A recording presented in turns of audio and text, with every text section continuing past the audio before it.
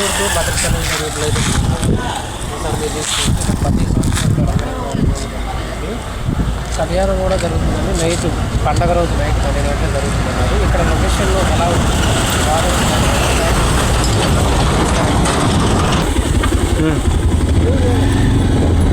ఇక్కడ బైకులు టోకెన్స్ తీసుకుని లోపలికి వెళ్ళనిస్తారండి ఇక్కడ నుండి. తర్వాత కొంచెం ఎదరికి వెళ్ళిన తర్వాత సీసీ రోడ్ నడుస్తుంది, బాగుంటుంది. మట్టి కూడా గ్రావెల్ పోతారండి, బాగానే ఉంది. ఇంకా ఎదరికి వెళ్ళాక చూపిస్తాను.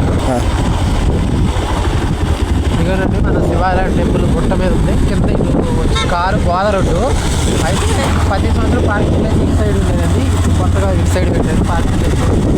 అక్కడ పార్కింగ్ ప్లేస్ మనం గుడి పైకి వెళ్ళి గుడి ఎలా ఉంది ఏంటి అనేసి ఇక్కడ మీకు వీడియో. ఇక్కడ నుండి మొత్తం కొట్లో స్టార్ట్ అయిందండి జాతర. కాకపోతే రేపు పండగ రేపు మనం గుట్ట పైకి వెళ్దాం ఎలా ఉందో చూడండి. గౌరవం ఉంటుంది. ఫైనల్గా అయితే మనం గుట్ట దగ్గరకు వచ్చామండి. ఒకసారి చూడండి మీరు ఎంత ప్రశాంతంగా ఉందో. పార్కింగ్ ప్లేస్ కూడా చాలా ఏర్పాటు చేశారండి, చాలా బాగుంది ఈ సంవత్సరం. ఇక్కడ అన్నదానం కార్యక్రమాలు కూడా ఏర్పాటు చేశారు, ఒకసారి మీరు చూడొచ్చు. ఇక్కడే కదండి కింద కూడా అన్నదానం అనేది ఏర్పాటు చేశారు, అది కూడా మీకు ఈ వీడియోలో చూపిస్తా. హోమం జరిగేది ఇక్కడేనండి, చూడొచ్చు అసలు మీరు ఎంత బాగుందో. అయితే మనం కూడా ఒకసారి చూద్దాం. బయట లోపల ఇంకా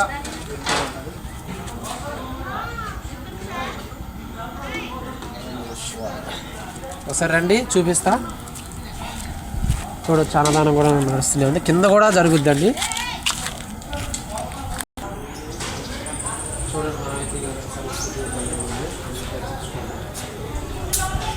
చూస్తే నాగమ్మ తల్లి విగ్రహాలు చూడండి. జరిగితే ఇలా తెచ్చి ఇక్కడే జరుగుతుంది. ఒకసారి చూడొచ్చు మీరు అక్కడికి పరమేశ్వరుడు ఎలా ఉన్నారో. ఇదిగోనండి గుడి లోపల ఒకసారి చూడండి ఎలా ఉందో.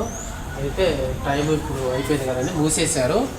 ఎవరైనా ఒత్తులు కానీ ఇక్కడ చూడండి ఒకసారి.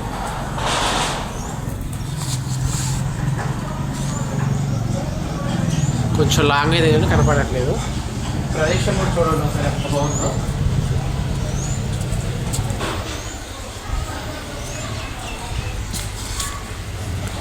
చూడండి కొండ పైన ఇటు గోదావరి అవతల పక్క కూడా చాలా బాగుంది. ఎక్కడే లేని విధంగా ఇక్కడ చూడండి ఎన్ని శివలింగాలు ఉన్నాయో చూడవచ్చు.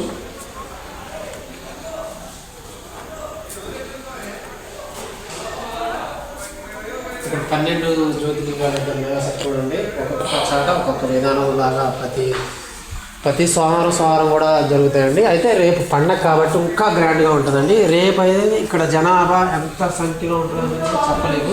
అసలు ఇంత ఫ్రీగా అయితే ఉండదండి. మీరు రేపటి వీడియో కూడా నేను చేసే ప్రయత్నం చేస్తానండి. చూడవచ్చు నాటి ఇక్కడ కూడా ప్రతి చోట ఎటు చూసినా శివుడి సాయిబాబా టెంపుల్ గారు చూడండి ఒకసారి. ఇట్లాంటి కింద కళ్యాణం ఎక్కడ జరిగింది ఏంటనేది మీకు నేను చూపిస్తాను. ఆల్రెడీ ఇప్పుడు ఈ షాపులు కూడా పెడుతున్నానండి, ఒకసారి చూడండి. తండ్రి పరమేశ్వరుడు, అలాగే ఇక్కడ అయ్యప్ప స్వామి విగ్రహం కూడా చూడండి ఎంత బాగుంది, ఎంత అద్భుతంగా ఉందో. ఇటు పక్క వస్తే ఇటు గోదావరి అండి, ఇటు సైడు కనపడట్లేదు. ఇక్కడేనండి కళ్యాణం జరిగేది నైట్ 12 గంటల పండుగ రోజు. ఇక చూడొచ్చు. ఇక్కడే కిందకి వెళ్దాం ఒకసారి, అక్కడికి వెళ్ళాక కూడా నేను చూపిస్తా. ఈశ్వేశ్వరుడు స్వామివారి కళ్యాణం ఇక్కడే జరిగేది. నైట్ 12 గంటలకు స్టార్ట్ అవుతుంది. 12 దాటాక అందరూ గుడి తలుపులు మూసేసి నిద్రపోతారు, ఎందుకంటే దేవుడు గుడి నిద్రపోతారు. అయితే ఇక్కడ జాతర మటుకు 3 days 4 days నడుతుందండి. అన్నదానం కూడా నడుస్తుంది, ఒకసారి చూపిస్తా రండి. షాపులు కూడా ఓపెన్ చేస్తున్నాయి.